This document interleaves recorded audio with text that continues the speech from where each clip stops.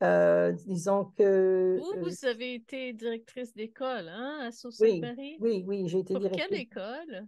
Ben, en fait, il y avait plusieurs écoles. Il y avait l'école Cardinal Léger, il y avait l'école Notre-Dame des écoles, et il y avait l'école Sainte-Jeanne d'Arc. Donc, je suis allée à trois écoles. Mais l'école Cardinal Léger est devenue aussi l'école de regroupement linguistique à un moment donné, et j'ai fait partie de cette école-là aussi. Ensuite, à Toronto, j'ai été directrice d'école dans deux écoles, une à Toronto et une à Barrie, la source. Wow. Donc, c'est ça, c'est que dans le conseil catholique, donc à Sault-Sainte-Marie, c'était un conseil catholique. Puis j'ai appartenu aussi au conseil scolaire catholique du Nouvel-Ontario à partir de 1998. Et ensuite, j'ai appartenu au conseil scolaire Viamont, le conseil public. Mais disons que Vous étiez les- directrice durant la crise linguistique, n'est-ce pas? oui, oui, j'étais directrice durant la crise linguistique à Sault-Sainte-Marie, donc il fallait C'était vraiment. dans les moments les plus percutants de notre Oui, histoire francophone, hein?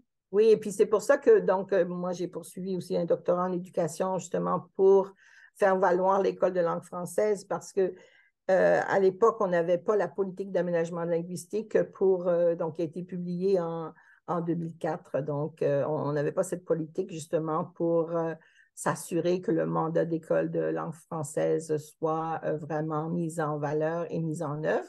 Donc, on essayait vraiment de faire valoir l'importance de l'école de langue française. Et c'est un peu ce que cette thèse a fait, c'est que l'école de langue française devrait être une école où justement les élèves parlent français et on vit non seulement la langue, mais également la culture.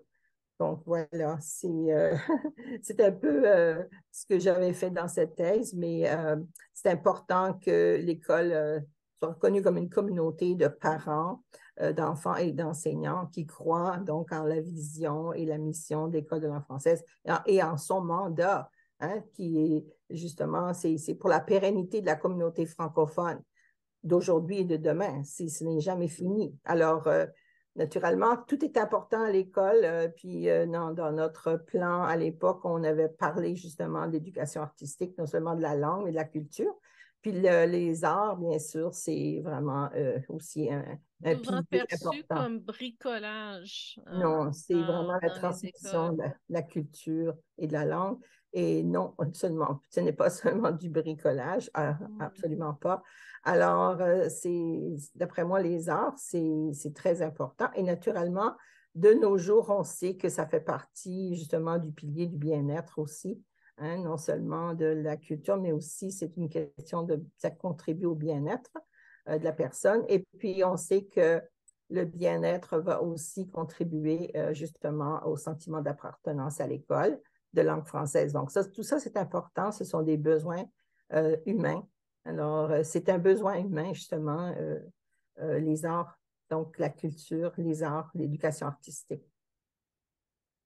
Oui, il y a comme un mouvement vers le fonctionnel, puis la science, plutôt que vers les humanités, la littérature, les lettres, les arts, ces jours-ci. Êtes-vous Oui. d'accord?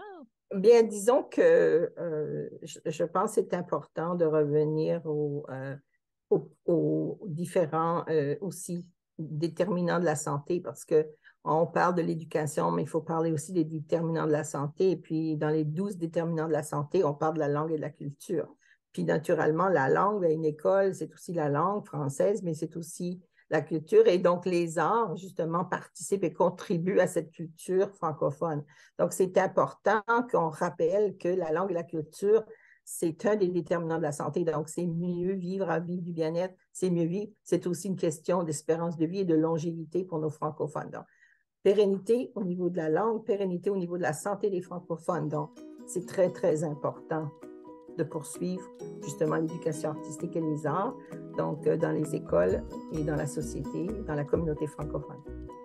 Oh, c'est donc beau de vous entendre